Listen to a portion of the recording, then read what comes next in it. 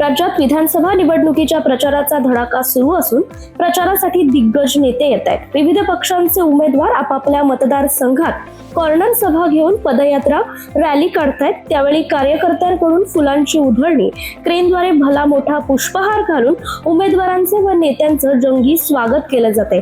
त्यामुळे निवडणुकीदरम्यान बाजारात फुलांना मागणी वाढली असून फूल उत्पादक शेतकऱ्यांना चांगला आर्थिक लाभ होतोय.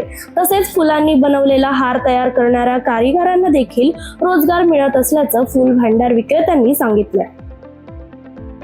दौंड तालुका कृषी उत्पन्न बाजार समितीच्या दौंड मुख्य बाजारात बाजरीची आवक वाढली असून बाजारभावात प्रति क्विंटल 100 रुपयांची वाढ झाली आहे.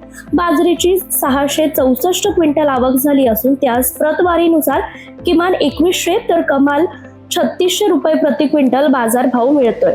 मागील आठवड्याभरात बाजरीची आवक 4091 क्विंटल झाली, त्यास प्रतवारीनुसार कमाल 3500 रुपये प्रति क्विंटल असा बाजारभाव मिळतोय. दौंड मुख्य बाजारासह पाटस व यवत येथील उपबाजारांमध्ये भुसार मालाची आवक स्थिर असून बाजारभाव तेजीत वाढतोय. उपलब्ध पेटेंटेड द्राक्षवाण हे ठराविक निर्यातदार व सभासदांकडे लागवडीसाठी आहेत. त्यांच्या लागवड विस्तारास मर्यादा आहेत. त्यामुळे बाजारात उपलब्ध असणाऱ्या नॉन पेटेंटेड वाणाच्या लागवडीसाठी काडी घेताना एकरी 60 ते 70 हजार असा खर्च येतोय. त्यासाठी सर्वच द्राक्ष उत्पादकांची आर्थिक स्थिती नाही.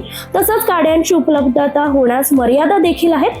त्यामुळे बाजारपेठेत मागणी असणाऱ्या नॉन पेटेंटेड वाणांची सर्वसामान्य द्राक्ष उत्पादक शेतकऱ्यांसाठी उपलब्धता व्हावी याच अनुषंगाने महाराष्ट्र राज्य द्राक्ष बागायतदार संघाने पावलं उचलली असून कृती कार्यक्रम हाती घेतलाय. शिराळा तालुक्यात नुकत्याच संपलेला खरीप हंगामात विविध जातींच्या भातवानांना चांगला उतारा मिळाल्याने शेतकऱ्यांमध्ये समाधानाचं वातावरण आहे. गुंठ्याला सरासरी 1 पोत्याचा उतारा पडल्याचं दिसून येते. चांगल्या पावसामुळे यंदा भात उत्पन्न समाधानकारक झाले.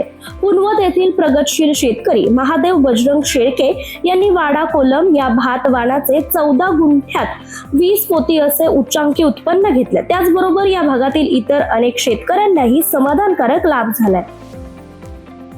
यंदा राज्य सरकारने 7.5 अश्वशक्तींपर्यंतच्या कृषी पंपांना मोफत वीज जाहीर केली आहे. मात्र शेतकऱ्यांना या मोफत विजेचा लाभ मात्र रात्री घेता येत नसून शेतकऱ्यांना दिवसाच्या वेळी पंपांना पाणी देण्यासाठी वीज मिळत नसल्याने शेतकरी रात्री सर्प, विंचू, बिबटे व इतर विषारी प्राण्यांचा धोका पत्करून पिकांना पाणी देत आहे. त्यामुळे शेतकरी मोठ्या प्रमाणावर त्रस्त झालेत.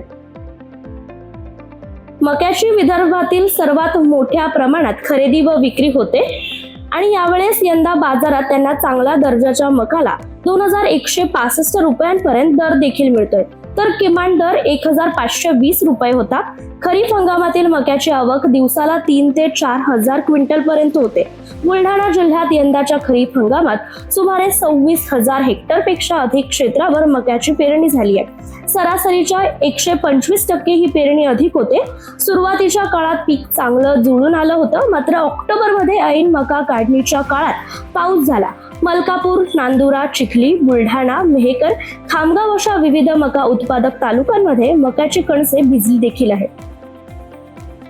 विधानसभा निवडणुकीच्या प्रचार फडात कोल्हापूर जिल्ह्यातील कारखानदार असल्याने जिल्ह्यातील साखर कारखान्यांची धुराडी बंदच आहे. ऊसतोडीचा हंगाम लांबला. याचा फायदा घेत सीमा भागातील बेळगाव जिल्ह्यातील 8 साखर कारखाने सुरू झालेत. यांच्याकडून जिल्ह्यातील ऊसतोडी सुरू केली असून ते ऊसाची पळवापळवी देखील करतायत. गेल्या हंगामापर्यंत शेतकरी संघटना आंदोलन करून कारखाने वेळेत सुरू करू देत नाही असा आरोप केला जात होता. मात्र यंदा शेतकरी संघटनांनी आंदोलनाचं हत्यार उपसलेले नाही. तरीही कारखानदारांनी हंगामाला सुरुवात केलेली आहे. यंदा मांजरा प्रकल्पाच्या पाणलोट क्षेत्रात दखलपात्र पाऊस झाला. वरुणराजा धोधो बरसल्याने प्रकल्प 25 सप्टेंबरलाच ओव्हरफ्लो झाला.